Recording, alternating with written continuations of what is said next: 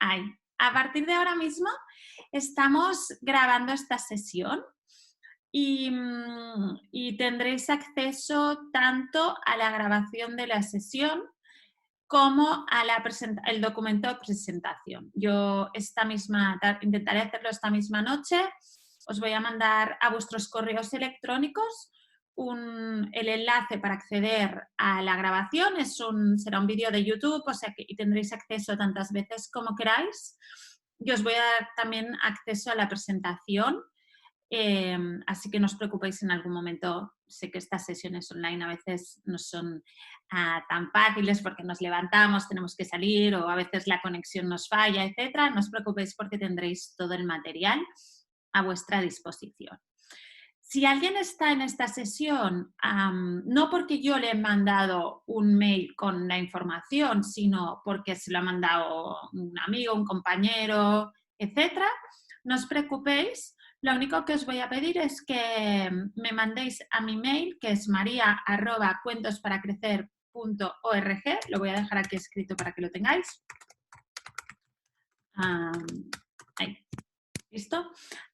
Me mandéis un correo, me digáis, María, no tienes mi mail, y así yo os puedo mandar la información. Si no, si habéis recibido el correo, si estáis aquí porque habéis recibido el correo directamente de mi parte, no os preocupéis, no me tenéis que dejar de nuevo vuestro correo porque ya lo tenemos. ¿De acuerdo? Dicho todo esto, y ya es la hora, así que vamos a empezar la sesión porque así tenemos más tiempo para la parte de preguntas, que siempre es la que a veces me sabe mal cortaros, y a ver si consigo hacer la presentación en tiempo y tenemos tiempo para charlar. Venga, vamos allá. Hoy vamos a hablar de adolescencia y hemos titulado esta presentación Comprender para acompañar. Y dejarme parar un minuto en este título. Comprender esta etapa y revisitar esta etapa y entender los porqués creo que es esencial para situarnos en lo que está ocurriendo con nuestros hijos o con nuestros alumnos. Y la otra parte es la de acompañar. Más que nunca, en esta etapa, el acompañamiento y mirar lo que es acompañar. Acompañar es que ando a tu lado. No voy por encima, no voy por delante, ni voy por detrás, sino que ando a tu lado, es esencial de nuevo. Así que vamos allá para intentar dar un poco de luz y una luz muy positiva sobre esta etapa, es la que os quiero hoy compartir. Hablaremos, por tanto, de entender bien qué es lo que está ocurriendo en esta etapa, qué es lo que ocurre en la adolescencia, qué significa la adolescencia. Luego vamos a hablar intentaré pasar un poco rápido, pero vamos a hablar sobre una nueva manera, una nueva mirada de relación con los niños, que es esta relación más horizontal, de lo que os hablaba antes, más basada, por tanto, en el mundo de la disciplina positiva. Luego vamos a hablar de algunas herramientas concretas que podéis usar, en casuísticas concretas que podéis usar, que probablemente os vais a encontrar en las situaciones diarias con los adolescentes. Y por último vamos a hablar de un área importantísima, que es el área del lenguaje, el área de cómo hablamos y la importancia de medir y de aprender a usar el lenguaje con precisión. Creo que es importante siempre, tanto en las comunicaciones con los adultos como con los niños, pero si en una etapa me parece que puede marcar la diferencia es en la adolescencia. Así que vamos allá, que hay muchas cosas para explicar. Comprender a los adolescentes. La primera gran idea es que la adolescencia, ¿qué es? La adolescencia es una etapa de tránsito, es una etapa de cambio, es una etapa que pasamos de la infancia a la edad adulta. Vendría a ser un puente que cruzamos, que transitamos para dejar de ser niños y convertirnos en adultos. ¿Cuál es el objetivo de este puente, de esta etapa de tránsito? El objetivo es prepararnos para la etapa de la vida adulta. Es un momento en el que cambian muchas cosas y deben cambiar muchas cosas porque dejamos atrás la etapa de la infancia y nos preparamos para llegar a la edad adulta. Y por tanto, durante esta etapa, ¿qué necesito? ¿Qué necesito en esta etapa? Necesito adquirir una serie de habilidades que me vayan a permitir funcionar en el mundo de los adultos. Por tanto, por esto, todo aquello que yo hacía, todas aquellas dinámicas que yo tenía en la infancia, es muy probable que en esta etapa de la adolescencia no funcionen, porque necesito adquirir nuevas habilidades. ¿Qué son las habilidades que me van a permitir desarrollarme en la vida adulta? ¿Quiere decir que el adolescente ya se ha convertido en el adulto, ya tenemos que tratarle como un adulto? No, no ha llegado a la etapa adulta, pero está en el camino. Es un tránsito, es una etapa de cambio. Intentámonos un poquito más. ¿Qué necesito para adquirir estas nuevas habilidades que voy a necesitar? Necesitamos dos cosas para adquirir nuevas habilidades. En primer lugar, necesitamos la oportunidad para experimentar y para practicar. Si no me dan la oportunidad, no voy a adquirir nuevas habilidades. Necesito nuevos contextos, necesito oportunidades de experimentación para adquirir estas nuevas habilidades. Y necesito también equivocarme.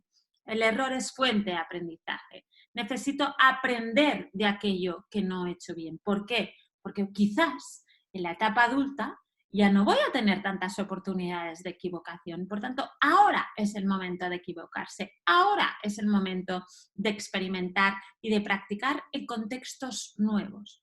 Por tanto, recordar esto. No es que sea rebelde, es que necesito experimentar. Y no deja que me equivoque, si no, no voy a aprender. ¿De acuerdo? Recordar esta idea de puente, de etapa tránsito. Y este puente, esta etapa de tránsito, necesito adquirir habilidades. No soy adulto, pero necesito empezar a adquirir esas habilidades. ¿Y cómo las adquiero? A través de situaciones nuevas, a través de la práctica, a través de la experimentación. Os decía que es una etapa de cambios, por tanto, dejo atrás la infancia, que es una etapa que conozco, y empiezo a adentrarme en la edad adulta, y eso implica una serie de cambios. Y estos cambios tienen lugar a tres grandes niveles. A nivel físico, eso es evidente, y es lo primero muchas veces que vemos, ¿no? Estos cambios. Cambios psicológicos también son bastante evidentes muchas veces. Y también cambios cognitivos. Para mí la clave es decir que la adolescencia, recordar bien, es una etapa de tránsito, es una etapa de cambio, pero la adolescencia no es el producto final. Aunque a veces no reconozcamos a ese niño o esa niña que fueron y pensemos que en qué se ha convertido. No penséis en qué se ha convertido, pensad en qué se está convirtiendo. La adolescencia no es el resultado final. Es el tránsito hacia el resultado final. Por esto decimos que la adolescencia es una etapa tan importante, porque de lo que aquí pase, de las habilidades que yo adquiera, de cómo transite por esta etapa, dependerá en gran medida de las habilidades que yo haya adquirido para desarrollarme bien en la etapa adulta. Vamos a intentar entender estos cambios, a qué niveles son. Primer cambio, cambios fisiológicos. No los vamos a repasar, pero simplemente quiero que os tendréis la presentación, os los podéis mirar tantas veces como queráis, pero mirar la cantidad de cambios físicos que tienen lugar. Solo mirando esta lista veréis la cantidad y cantidad de cambios que tenemos, que ocurren durante esta etapa. Por tanto, es una etapa en la que muchas veces me miro al espejo y no me reconozco. Ya parece que no soy hasta físicamente la misma persona. Estoy cambiando, y además, durante esta etapa voy cambiando, voy modelando. Probablemente en esta etapa, como en la etapa de la primera infancia, que casi los vemos en 6 meses y parecen otra persona, en esta etapa ocurre lo mismo. Hay una gran cantidad de cambios que se van a ir sucediendo. ¿Qué más cambios hay? Hay cambios, hemos dicho, cambios psicológicos y sociales. Principalmente tiene lugar el proceso de individualización. ¿Qué quiere decir el proceso de individualización? Quiere decir la necesidad de descubrirme, de descubrir quién soy, de autoafirmarme, siempre hay una doble necesidad, la necesidad de sentirme aceptado entre mis iguales y por tanto aquí hay un distanciamiento del núcleo hasta esta etapa. La familia era la referencia clarísimamente más importante, pero a medida que vamos creciendo y que vamos entrando en esta etapa, hay otro grupo muy importante y que se convierte muchas veces en el referente casi principal. Puede que no sea principal, pero que tiene mucho peso. Y son mis semejantes, mis amigos, ¿de acuerdo?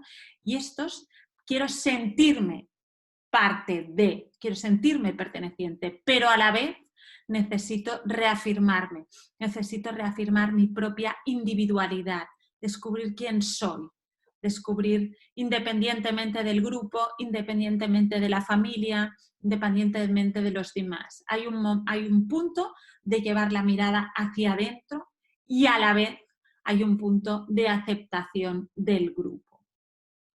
Hay, por tanto, en esta etapa en la que necesito estar conmigo, necesito descubrirme, necesito afirmarme, hay una gran necesidad de privacidad. No voy a querer compartirlo todo. Esto nos cuesta mucho, porque a veces los padres queremos fiscalizar, queremos conocer, no por mala fe, obviamente, sino ni por ningún tipo de afán, digamos, simplemente por proteger, porque vemos que perdemos el control, ¿no? Que se empiezan de alguna manera a distanciar y a lo mejor nuestro consejo, nuestro papel de guías que hemos llevado durante toda esta infancia, tenemos la sensación que se empieza a desdibujar. Y es cierto, se empieza a desdibujar, pero tenemos que respetarlo porque están haciendo este cambio. Recordar esta imagen entre la infancia y la edad adulta y imaginar que es un puente. Han empezado a cruzar este puente. Y de nuevo, la necesidad de verse en situaciones nuevas, porque estas situaciones nuevas les hacen crecer. Ellos necesitan estas situaciones nuevas para crecer y para desarrollarse. Por tanto, la experimentación es clave y la privacidad va a ser también clave. Necesito la sensación de que necesito separarme, necesito adquirir nuevas habilidades, que no las puedes adquirir por mí, que las tengo que adquirir yo. Y si no encuentran este espacio para crecer, es el momento en el que se va a presentar esta rebeldía. ¿La rebeldía del adolescente se presenta en todos los adolescentes? No. ¿La rebeldía qué es? Es una respuesta a no encontrar unas condiciones adecuadas para este desarrollo que van a necesitar. Si ellos se sienten respetados en su privacidad, si ellos sienten que les damos espacio para crecer, no van a sentir la necesidad de rebelarse, porque estamos dando aquello que necesitan. ¿Qué es lo que ocurre? Que en una etapa en la que se distancian, es la etapa que nos empieza a dar miedo, que tenemos miedo porque vemos la pérdida del control. Y nos da miedo porque les queremos proteger, porque no queremos que les pase nada malo. Y entonces, ¿qué hacemos?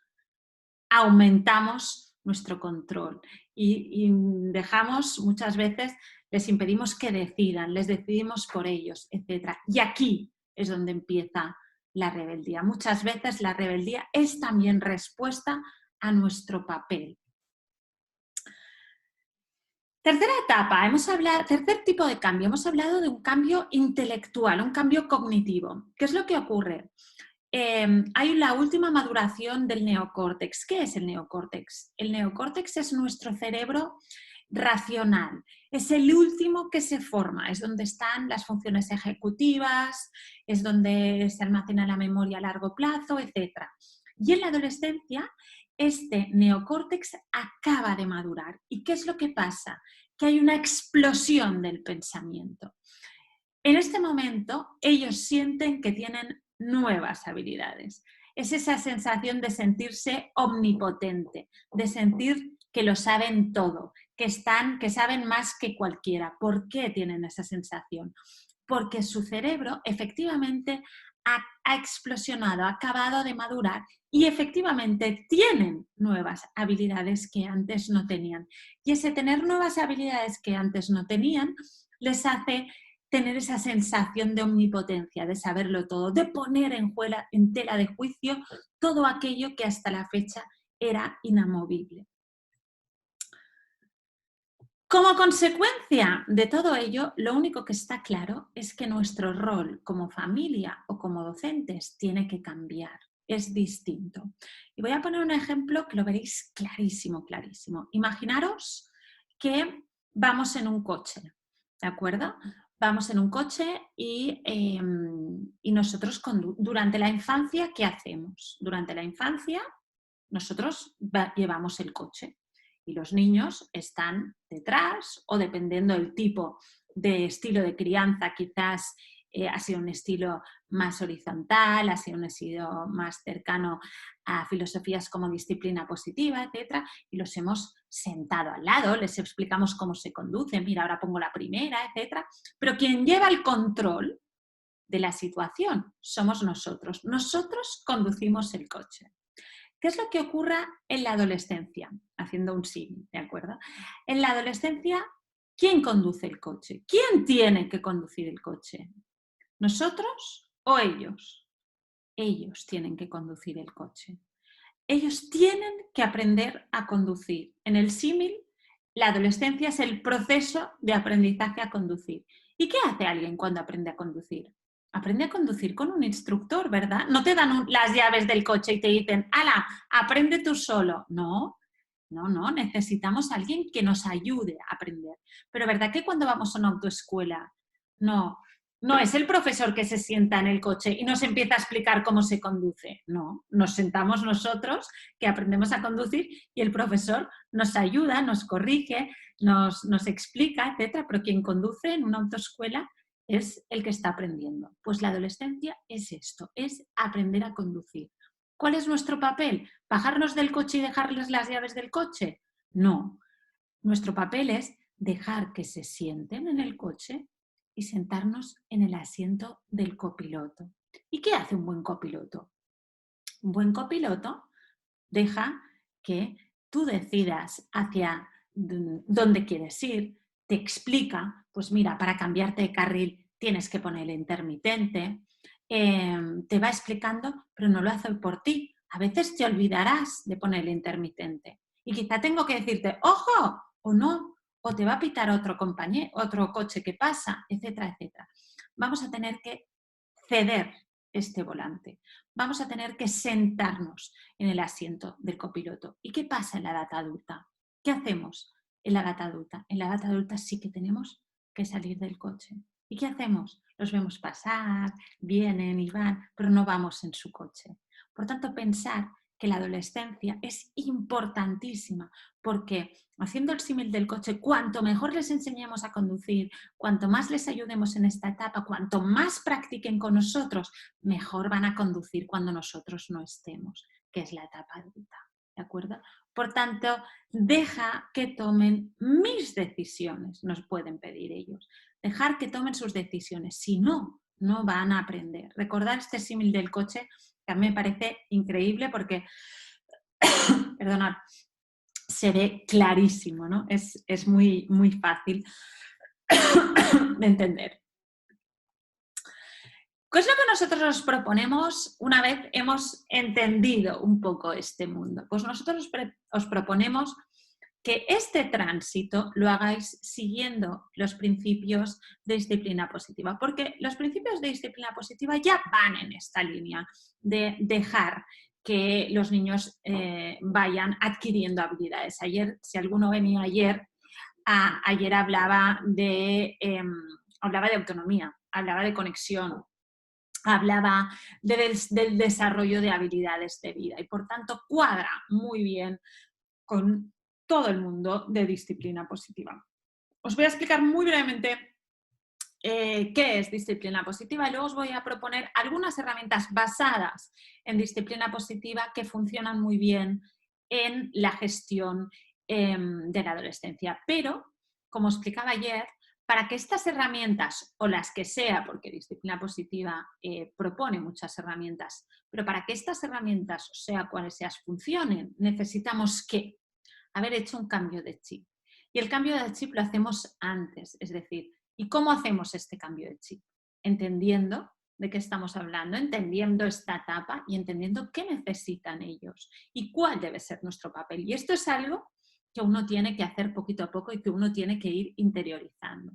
Porque de hace un tiempo, no recuerdo de quién, una frase, no recuerdo la frase exacta, pero sí el sentido de ella que decía que el ser padres era una tarea agridulce, ¿no? Porque las personas que más quieres en el mundo y por tanto que más te gustaría proteger y que estuvieran siempre contigo, etcétera, nuestra tarea como padres es ir soltándoles, ¿no? Es ir dejando que se alejen de nosotros. Esto no quiere decir que no vuelvan, ¿no? Pero quiere decir esta idea de que a veces lo que nos sale es todo lo contrario, es querer proteger y querer decidir por ellos y querer que no cometan ningún error, etcétera. Pero esto es imposible.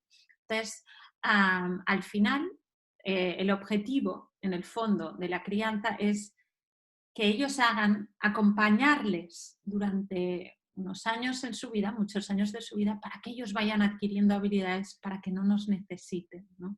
Y es una tarea agridulce, ¿por qué? Porque sí que lo es. Y creo que es en la adolescencia cuando se pone más de manifiesto esta necesidad. A veces hay gente que ya ha hecho este proceso, ya ha hecho esta interiorización, pero a veces no hemos hecho este pensamiento, ¿no? No hemos hecho este proceso de cambio interno. Y la adolescencia te lo pide, te confronta directamente con él. ¿Qué es disciplina positiva entonces? Disciplina positiva, para los que no lo conozcáis, lo explico muy brevemente, es una metodología de crianza y de educación que está basada en las teorías de Alfred Adler y Rudolf Dreikurs de la psicología individual. ¿Y qué es lo que pasó? Que Jane Nelson lo que hizo fue transformar y bajar muy a la realidad, muy a la casuística y a la realidad de las familias y de las escuelas, toda una teoría psicológica y generó una serie de herramientas basadas en esta teoría de la psicología individual. ¿En qué está basada? En dos grandes pilares, el respeto mutuo y sin perder la firmeza. Ven sus orígenes en Alfred Adler, que fue quien creó esta teoría de la psicología individual, que fue un médico y psiquiatra vienés, que fue coetáneo con Sigmund Freud. Coincidían en muchas cosas, pero discernían en, yo diría que una de las más importantes, si no la que más. Alfred Adler decía que el ser humano es un ser evidentemente social, un ser gregario, y que todas las decisiones que vamos tomando a lo largo de nuestra vida tienen por objetivo, seamos o no conscientes, un único objetivo, que es sentirnos pertenecientes e importantes. Y a este mecanismo le llamó el mecanismo de la lógica interna. ¿Qué quiere decir sentirnos pertenecientes e importantes? Pues sentirnos queridos y sentirnos queridos y sentirnos parte de un grupo, parte de algo importante. Además, Alfred Adler decía que vivió en una época históricamente muy compleja y él abogaba por un mundo mejor y decía que un mundo mejor pasa por la educación de los niños. Y él decía, si queremos un mundo mejor, tenemos que educar a nuestros hijos mejor, tenemos que educar a nuestros hijos de manera diferente. Y él empezó a hablar de la educación en horizontal, no en vertical. ¿Cuál es la educación vertical? Una educación en vertical es yo soy el padre o la madre, que estoy arriba, yo decido, todo pasa por lo que yo quiero, lo que no quiero y baja hacia abajo. Y el que está abajo tiene que obedecer. Una educación vertical está basada en el poder como única herramienta. Y este poder lo tengo porque soy el padre o la madre. ¿De acuerdo? Podemos ejercerlo de muchas maneras, pero esencialmente es esto. Una educación horizontal es una educación que entiende, que sitúa al padre o a la madre, a los padres, al mismo nivel que el niño. Un nivel, ¿y qué quiere decir?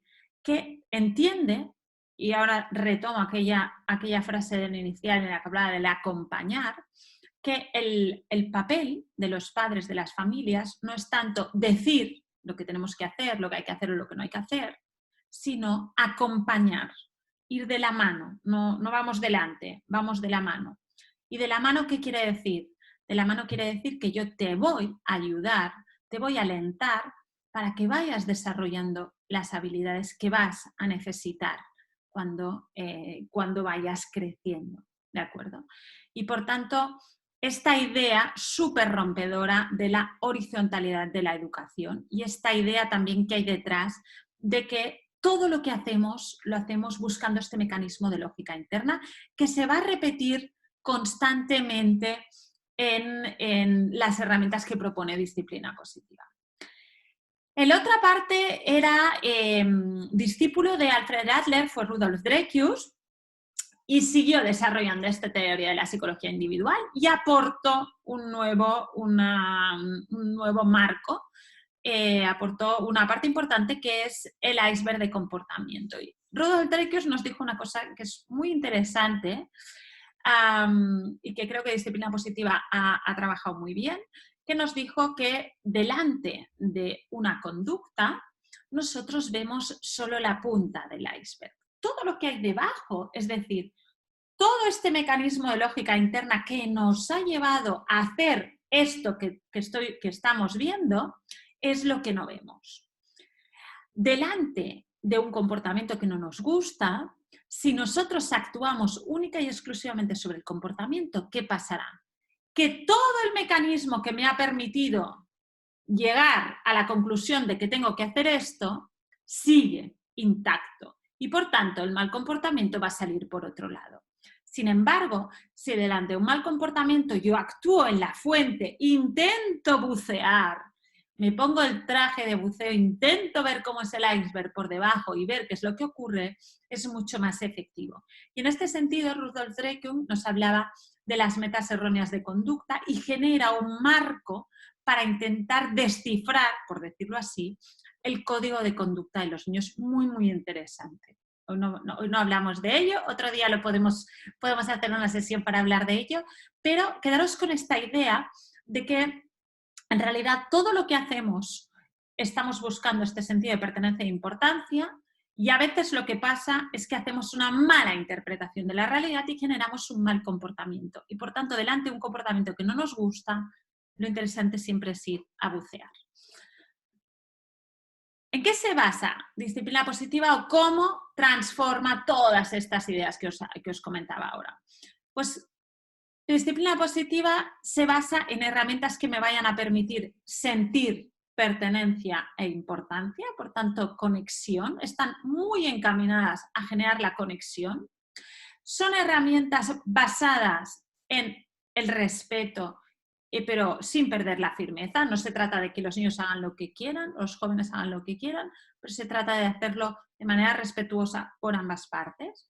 Son herramientas efectivas porque buscan transmitir habilidades de vida, buscan que descubran sus propias capacidades y por tanto son herramientas basadas principalmente en dos cosas, en la autonomía y en la conexión.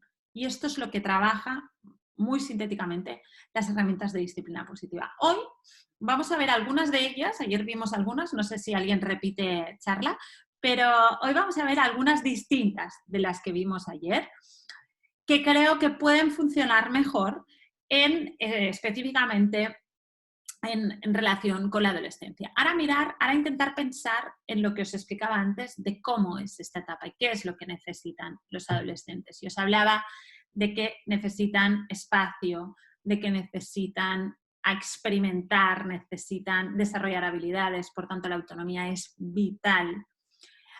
Pero necesitamos seguir en el símil del coche, necesitamos estar en el copiloto, no bajarnos del coche y por tanto la conexión sigue siendo importantísima. Por tanto, estas herramientas os pueden dar un marco en el que trabajar tanto esta autonomía como esta conexión. Por tanto, ¿dónde me sitúo? Haciendo un resumen de lo que ya hemos dicho hasta ahora. Pues haciendo el símil y recordar la idea del símil, que a mí me parece increíble, yo me la repito varias veces. ¿Dónde me sitúo? En el copiloto. ¿Y cómo es un buen copiloto? ¿Qué hace un buen copiloto? Hablemos de los copilotos. Un buen copiloto es capaz de empatizar, es decir, siempre decimos, estamos hablando de conexión y de autonomía, ¿de acuerdo? Acabamos de hablar. La primera regla de oro de la conexión es la empatía. La mejor manera de empezar a conectar con alguien es empatizar, es ser capaces de ponernos en sus zapatos. No hace tanto, seguro, que nosotros también éramos adolescentes o nosotros también hemos sido adolescentes en algún momento y por tanto es el momento de revisitar a tu adolescente y por tanto ponte en sus zapatos, empatiza. Punto número 2. Escucha empática. Sé capaz de ser curiosa, de meterte en tu mundo. Eres de averiguar, de conectar con aquello que les interesa, de escuchar cuando nos explican algo. Sin decir, di menos y pregunta más. Aquí no se trata de fiscalizar ni decir es que tienes que hacer esto, tienes, sino de preguntar más. Simplemente por el mero hecho de conectar, por el mero hecho de ponernos, de entender su mundo, de comprenderlo, etc., ¿no? Yo siempre explico que a mi hijo, yo tengo un hijo que es preadolescente total, ¿eh? y le encanta, es un loco literal del surf, ¿no? Le gusta mucho el surf. Yo no tengo ni idea de surf, no tengo ni idea, no había sentido nunca ninguna curiosidad por este mundo y me parece un mundo muy curioso. Pues, ¿qué he hecho yo? Pues me he comprado libros de surf, hablo con él, me ha explicado cosas, me ha enseñado, etcétera, ¿no? He intentado meterme en su mundo, un mundo que a mí personalmente a priori no tengo por qué tener ningún interés por él, pero sí tengo interés en mi hijo, ¿cierto? Entonces, una de las maneras de conectar es justamente ponerte en su mundo y dejar que ellos te enseñen. La verdad es que sorprenden y que seguro que aprendemos muchas cosas. Por tanto, en este preguntar menos es sin juicios, sin expectativas, con interés, pero de verdad, con interés auténtico. Quizá a tu hijo o a tu hija le gusta, no sé, le gusta TikTok y está todo el día haciendo TikTok. Si tú no sabes lo que es, bueno, pues métete en su mundo, pregunta, hacer un TikTok juntos, que te explique, que te enseñe a los que sigue, etcétera, etcétera. Pues esto es conexión. Y esto es la base de cualquier relación. Si no conectamos, no, nada que hacer, ¿no? Con lo que viene con los siguientes pasos. Por tanto, esto es simplemente qué hace un buen copiloto. Un buen copiloto sustituye la humillación por el respeto. Es decir, podemos no estar de acuerdo en muchas cosas, pero siempre con el respeto y desde el respeto. Y por último, trátalo como un igual, no lo podemos tratar como un niño o una niña. Han crecido, están haciendo este tránsito, están cruzando este puente, están al volante del coche. Por tanto, como tal, tenemos que tratarlos. Tiene que haber un cambio en la manera como les tratemos. Esto es un buen copiloto. ¿Qué más hace? ¿Qué herramientas concretas? Esto es una reflexión general, digamos. ¿Qué herramientas concretas podemos tomar de disciplina positiva? ¿Qué ideas? Primera gran idea, que es que el error es una oportunidad de aprendizaje. Cuando algo no sale bien, cuando tenemos un conflicto, etcétera, y esta frase es brutal, muchas veces entramos en un tipo de discusiones y especialmente con los adolescentes, porque ya no los vemos tan niños y ya tenemos otro tipo de discusiones. Una idea que nos da Jane Nielsen que es brutal, cuando la leemos, es evidente, ¿no? ¿De dónde sacan los padres la loca idea que para que un niño o un adolescente sea mejor, es decir, haga algo bien, primero hay que hacerle sentir peor, ¿no?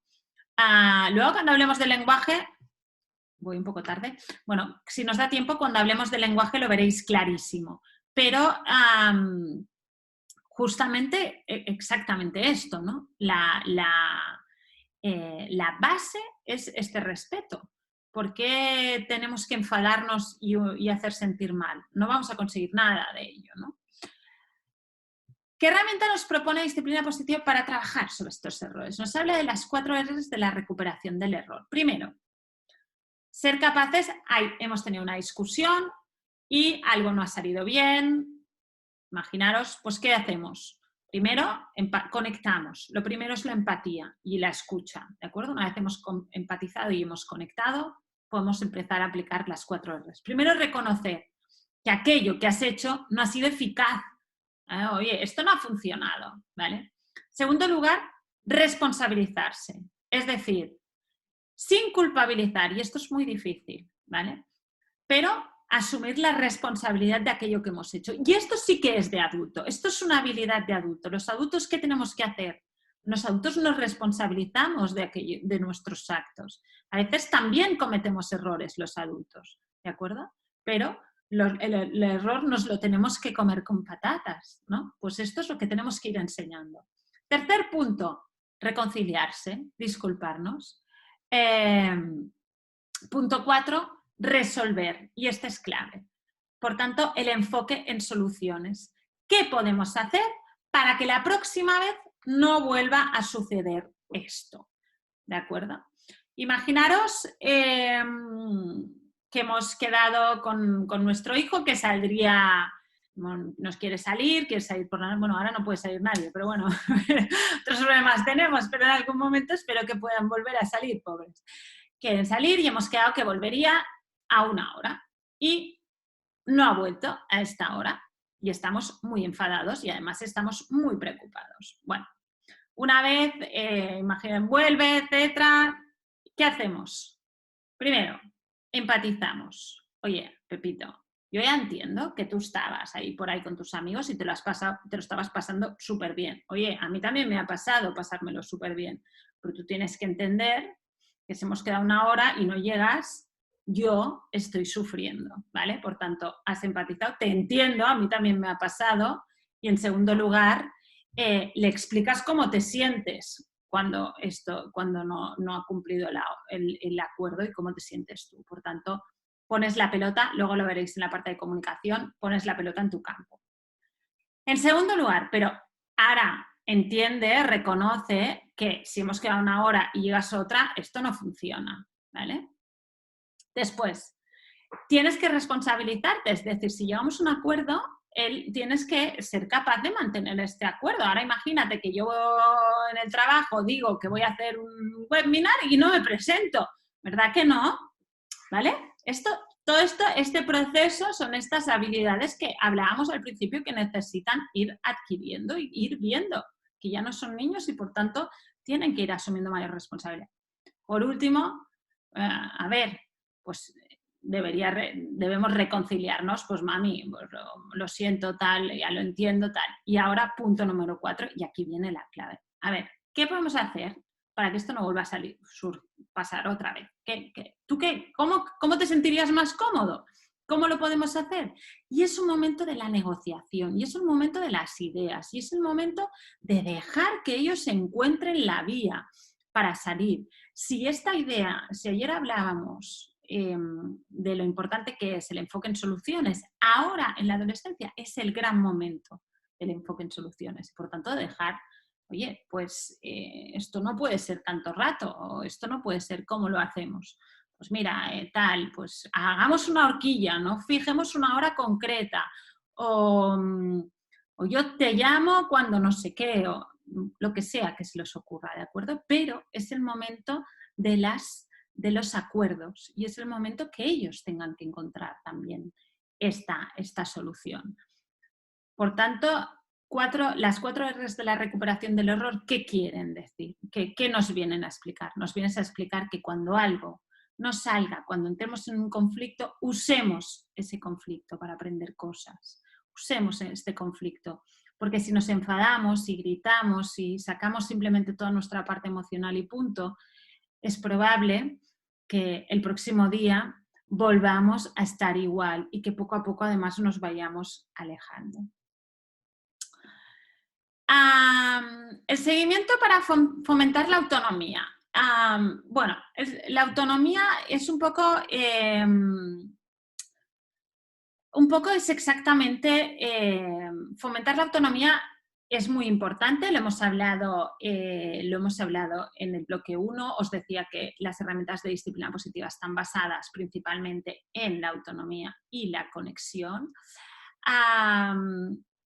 Y creo que todas las herramientas que vayamos implementando o nuestra manera de relacionarnos tienen que ir buscando este fomento de la autonomía, porque en este fomento de la autonomía es donde ellos van a ir adquiriendo estas herramientas que van a necesitar. Y es simplemente lo que os vengo diciendo toda la presentación, la conexión sin juzgar, el ser capaces, lo que os decía cuando os hablaba del enfoque en soluciones, que es esta idea de la negociación, de hacer tratos, y esto pasa por pasar de esta visión vertical a esta visión horizontal, de la que os hablaba al principio.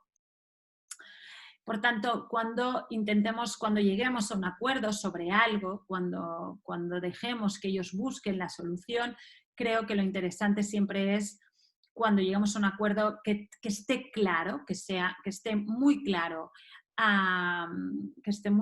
qué es lo que se espera de ellos, cuál es la conclusión a la que han llegado y cuál es nuestro rol. Si nuestro rol no es a decir qué es lo que tienen que hacer, sino que tienen que llegar ellos a esta conclusión, ¿cuál es nuestro rol?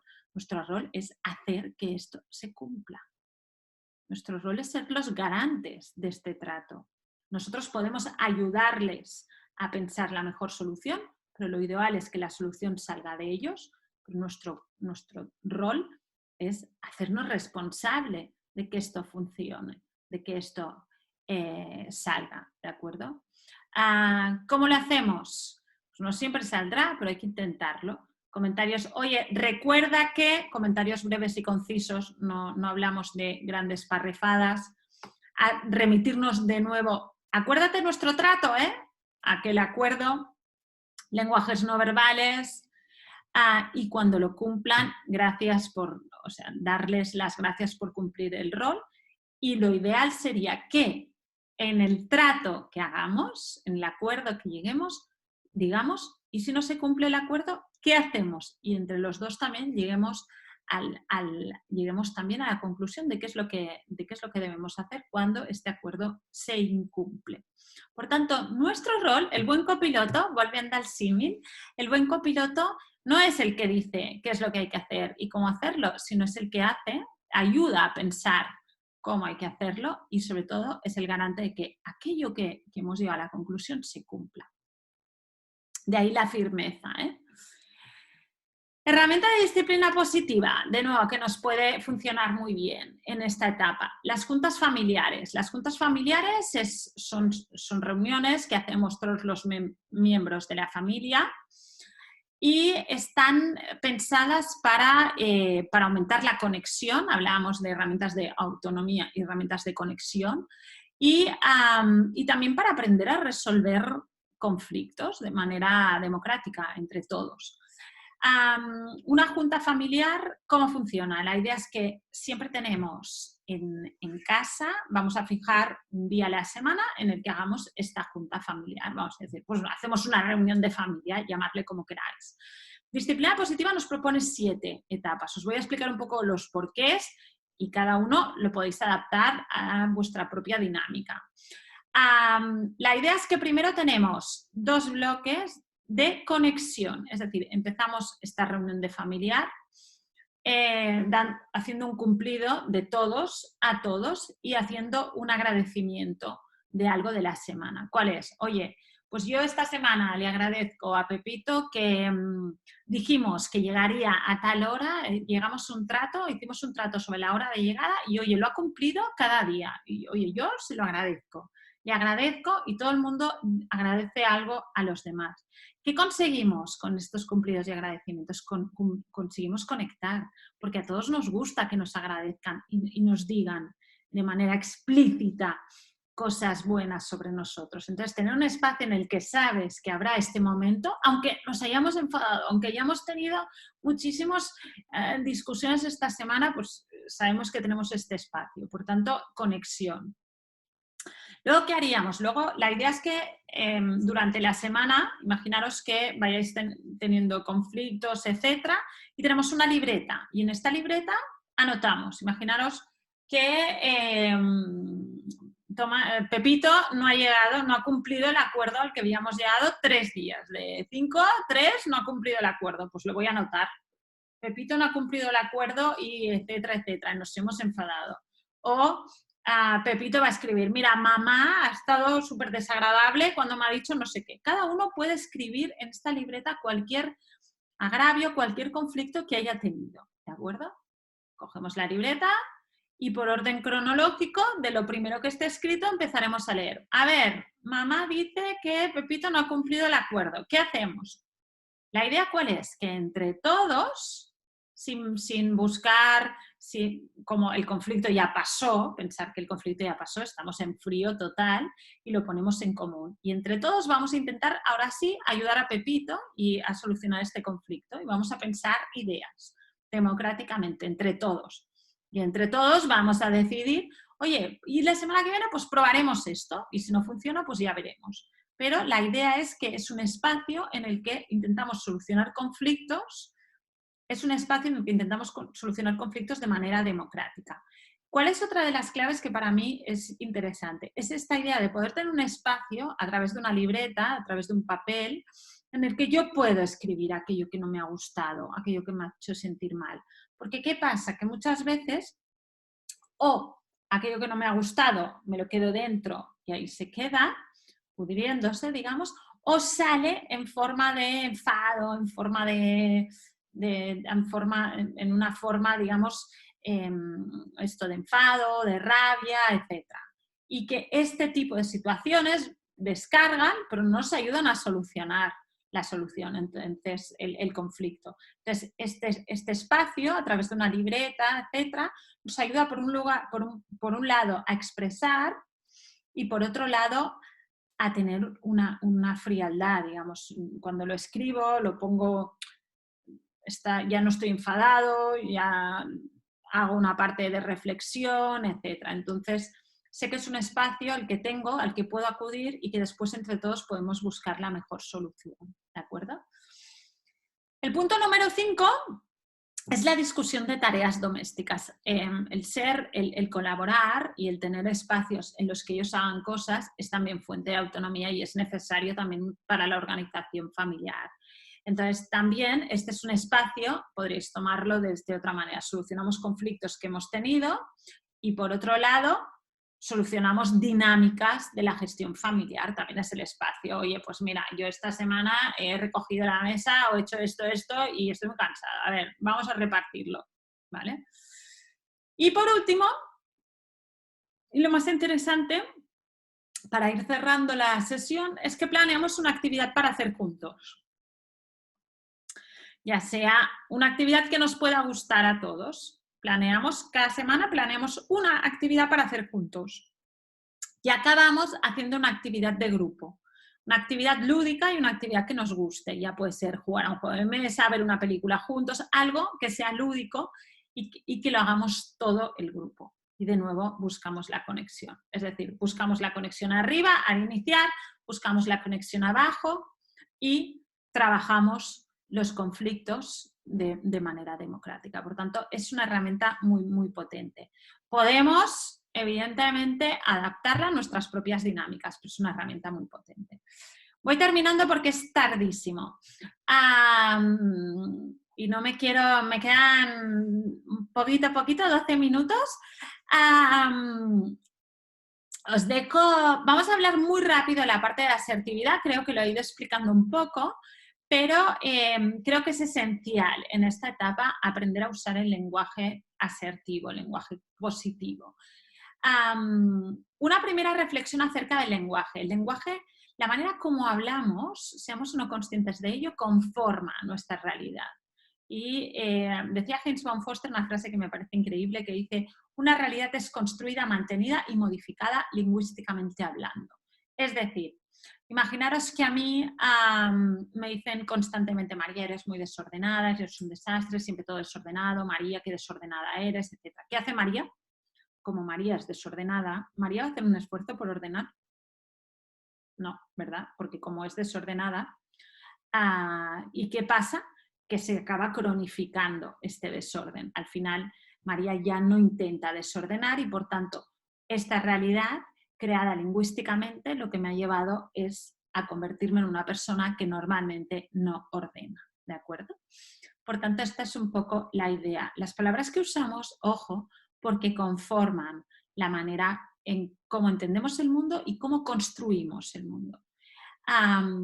Y además nos pueden potenciar o todo lo contrario, nos pueden limitar. Una de las personas que más habló de comunicación positiva, y que es Luis Castellanos, tiene una frase que me encanta, que dice, si cuidas de tus palabras, ellas cuidarán de ti. Y estoy absolutamente de acuerdo. Aprender a usar el lenguaje positivo es esencial. ¿Qué quiere decir esto? ¿Qué es el lenguaje positivo? El lenguaje positivo es un lenguaje que usa las palabras con precisión, es un lenguaje posibilitador y es un lenguaje que lleva a la bidireccionalidad. Es un lenguaje que no cierra, sino que abre el diálogo, ¿de acuerdo? Para que os quedéis, quiero ir rápido para dejaros por lo menos 5 minutos de preguntas.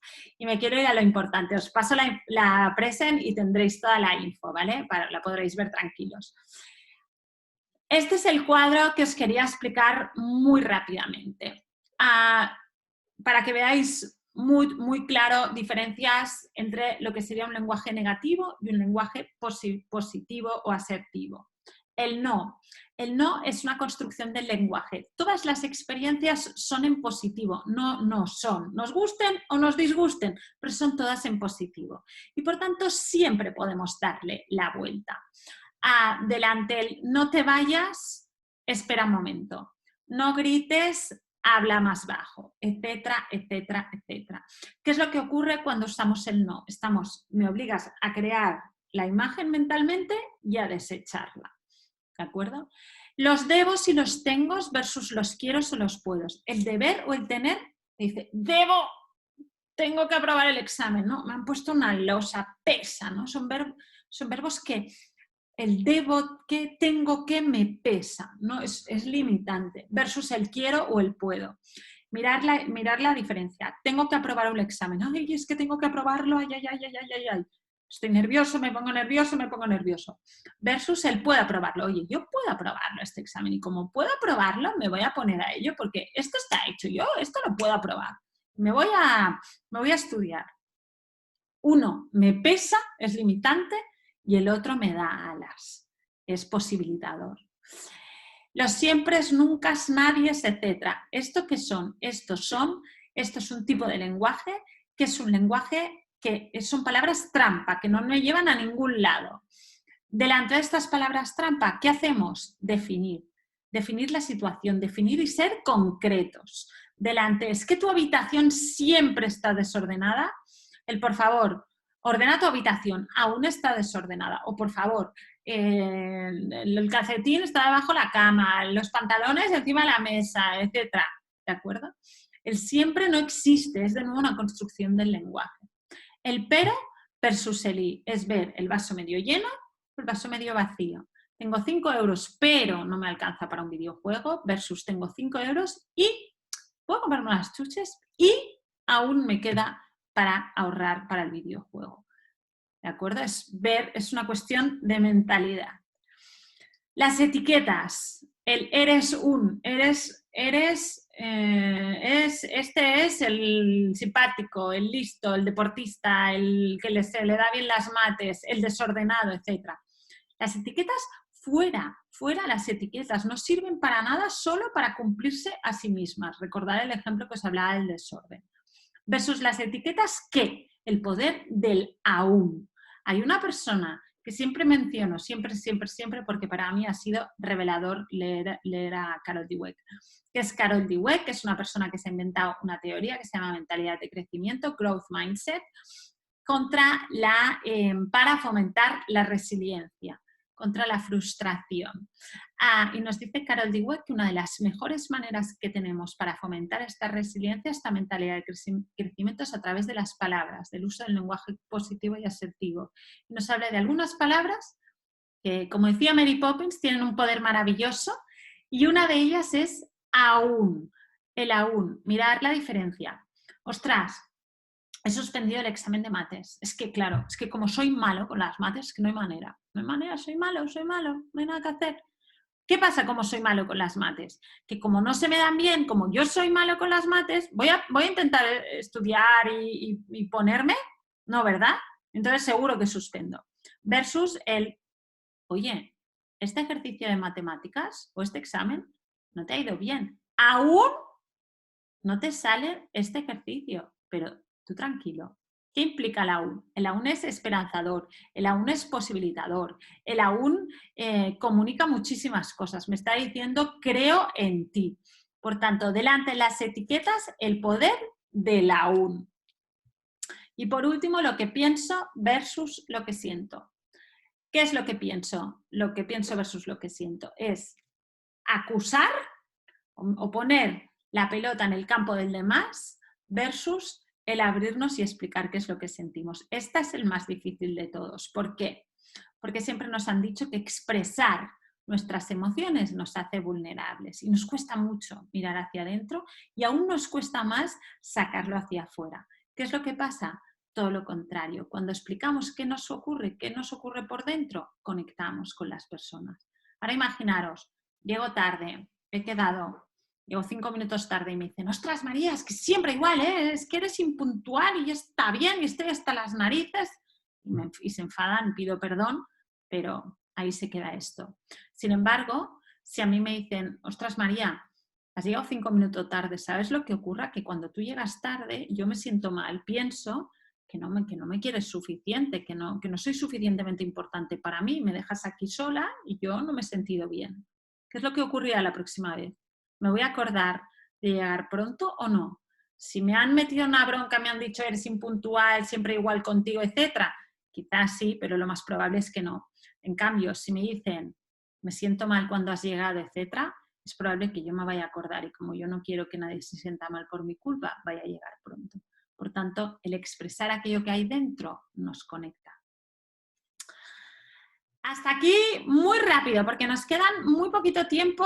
Hay 3 minutos para preguntas. Bueno, quería hacer un ejercicio con vosotros. Os explico súper brevemente en qué consiste en los cursos de crianza positiva. Tenemos un curso que os lo explicaba ayer de crianza positiva y tenemos una extensión adolescentes, es decir, es toda la base del curso de crianza positiva y le añadimos una parte específica con herramientas específicas de asertividad, de resolución de conflictos, etcétera, para adolescentes. Pero necesitamos pasar por este cambio de chip que nos propone crianza positiva. Por tanto, es un curso doble, digamos. No son 5 bloques, son 10 bloques de aprendizaje, una parte de disciplina positiva y comunicación asertiva y una parte de adolescencia, específica de adolescencia, en formato PDF, vídeos, tenemos seminarios online cada 2 semanas para ir trabajando actividades y resolver dudas y es 100% online. Ahora lo tenéis creo que con un 20% de descuento hasta el domingo y es inicio inmediato y tenéis toda la plataforma abierta como mínimo, tenemos que acabar de decirlo, pero como mínimo hasta septiembre, así que es también una buena oportunidad para hacerlo con calma. En cualquier lugar tenemos mucha información, como os he dicho al principio, en abierto, tanto en el blog como en vídeos, etcétera, y me tenéis a vuestra disposición. Muchísimas gracias por vuestra participación y vuestra presencia hoy. Hoy tengo mucha prisa, pero tengo 2 minutos para resolver algunas preguntas que ya veo que están puestas aquí. Y voy a intentar acceder a ellas porque no sé por qué no me deja entrar. A ver si así. Ahora. La diapositiva. ¿Puedes volver a nombrar? Vale, sí, os vuelvo a nombrar el autor que hablaba sobre resiliencia. Os lo escribo en el chat, ¿vale? Es Carol Dweck, ¿vale?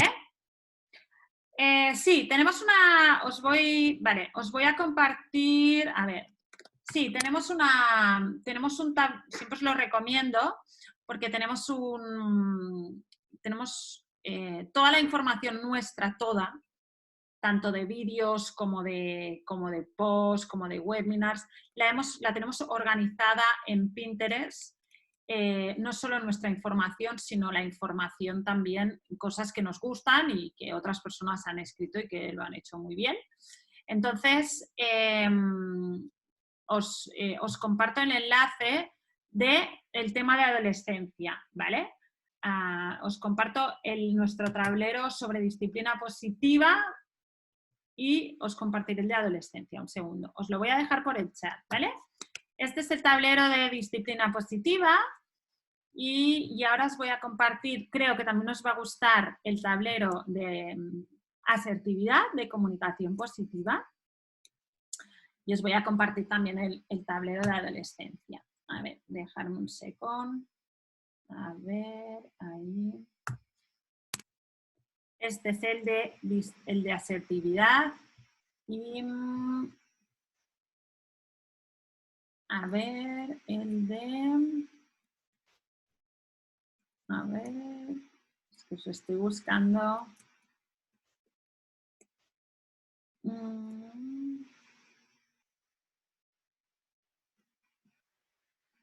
Ahora no lo encuentro. Bueno, si entráis vosotros en el Pinterest, lo buscáis directamente. Hay uno específico sobre asertividad. Os voy a dejar también, dentro de lo que es la página, os voy a dejar tanto el enlace del curso, ¿vale? Como el enlace del curso, como un montón de enlaces que tenéis sobre temas sobre adolescencia, ¿vale? Este es el enlace del curso por si alguien quiere cotillear, digamos, ¿vale? Os lo dejo por aquí. Y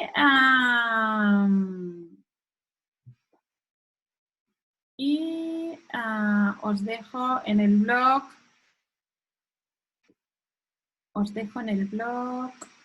El mundo de adolescencia. Y encontraréis, por ejemplo, cosas como las que me estáis preguntando sobre cómo que me hagan caso, ¿no? Al final, cómo conseguir la colaboración. La colaboración tiene mucho que ver con la manera cómo nos estamos relacionando, es decir, buscamos colaboración de algo que hemos impuesto, buscamos colaboración de algo que hemos llegado a un acuerdo, ¿cómo es esa colaboración? Vemos que la base es importantísima y esto es un poco lo que quería transmitiros hoy, no sé si con éxito o con menos éxito, os dejo el enlace de disciplina positiva. Y es una etapa de, insisto, no van a hacer las cosas porque se lo digamos y punto, como quizá antes sí. Entonces es una etapa en la que vamos a necesitar llegar a acuerdos y vamos a necesitar pensar muchas veces que estamos de copilotos. Y esto no es tan fácil, este cambio. Esto es un poco lo que nosotros os proponemos en este curso. Chicas y chicos, os tengo que dejar. Espero que la charla os haya resultado interesante. Estoy a vuestra disposición. Os dejo de nuevo mi correo electrónico. Me encantará solucionar cualquier duda que tengáis. No soy rápida por el mail, ya os lo digo ahora porque tengo muchos correos, pero siempre acabo contestando, ¿vale? Así que no os preocupéis, no dejéis de preguntarme nada que os pueda resultar interesante. Estoy a vuestra disposición, como os decía, y os voy a mandar toda la información para que la podáis ver y la podéis compartir si queráis, cuando queráis. Así que hasta pronto Y lo que os decía, cada semana vamos haciendo webinars gratuitos y los colgamos los viernes. Así que si os ha gustado y si os ha interesado, pues el viernes podéis pasar por la web, entráis en la pestañita webinars gratuitos y encontráis los de la semana que viene. ¿Vale? Hasta pronto.